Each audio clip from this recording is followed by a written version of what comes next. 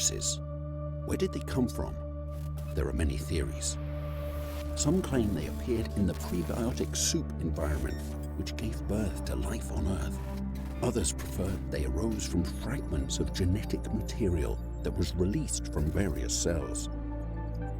One thing is for certain, they are an integral part of life, although they are not living organisms themselves. Sometimes these ruthless parasites led people to wealth, as in the 17th century in the Netherlands, when bulbs infected with the tulip-breaking virus could reach astronomical prices. At other times, they brought epidemics and death. However, like every work of nature and evolution, they play an important role in life. And although sometimes they are a threat to us, they are necessary for maintaining the balance of our ecosystem. Some, such as bacteriophages, attack harmful bacteria, while others support us in the fight against cancer. And even some are useful for nature's bacteria. For many living organisms, viruses are completely harmless, and most of them pose no real threat to us. We are no stranger to them, and we will find them everywhere, in water, air, soil, on the surface of objects that surround us. One drop of water could contain millions of them, and there are billions of them in the human body, though they rarely pose a threat to our health. However, there are exceptions in the form of pathogenic viruses. These connect to or penetrate the membrane of a living cell and insert their genome to start the replication process. The genome is actually an RNA or DNA nucleic acid that contains the information needed for the virus to multiply in the body. Although viruses may seem and work in a similar way, they are radically different. Let's take the flu virus. It has many strains, and the virus itself often mutates, so creating a 100% effective vaccine is extremely difficult. In addition, there are 3 types of flu viruses: A, B, and the basically harmless C. In turn, COVID-19, often compared to the flu, is actually an infectious disease caused by a coronavirus, which means that there is not much in common with the flu, except for the symptoms. However, coronaviruses that attack the human body are not new. The first one was discovered in 1962, though they did not attract much interest from researchers because they did not pose a major threat to humans, as they only caused symptoms of a slight cold. This changed after the outbreak of a severely lethal SARS in 2002 and MERS 10 years later. Now the new threat is a new type of SARS-type coronavirus, SARS-CoV-2. Is it a mutation of the already known coronavirus, as evidenced by the high infectivity and lower mortality rate than with SARS and MERS viruses, or a chimeric SHC-014 type coronavirus, like the one created in 2015 that escaped from a scientific lab? Or maybe it is a completely new pathogen. Suffice it to say that it behaves slightly differently than its predecessors. A significant proportion of infections are asymptomatic. In the case of the SARS-CoV virus from 2002, the symptoms were quite clear, so it was easier to isolate the patients. Interestingly, it was quickly discovered that in the bodies of people engaged in the trade of live animals at marketplaces in China, antibodies neutralizing this virus were present, although these people never, in theory, contracted the disease. It was certain, though, that animal-derived viruses began to spread to humans. In the case of SARS-CoV, the source of the virus turned out to be bats. And in the case of MERS, one-humped camels. Also, COVID-19, or rather SARS-CoV-2, probably comes from bats, and its appearance was not a surprise to many. Researchers have long suspected that a similar virus will return, and it is likely that the SARS epidemic of 2002 was not the first time the virus had migrated to our species, since appropriate antibodies had already been found in serum samples taken prior to its epidemic. This indicates that this virus has already attacked people before, but most likely it was not yet well adapted to multiply in our cells. However, everything suggests that SARS-CoV-2 has already adapted perfectly. There are several lessons to be learned here. Human interference in the natural environment, animal testing, or contact with non-farm animals can cause viruses basically harmless to them to infect humans. At the same time, the history of the SARS-CoV virus quite clearly suggests that the COVID-19 epidemic is not the last of its kind. But let's also remember one thing.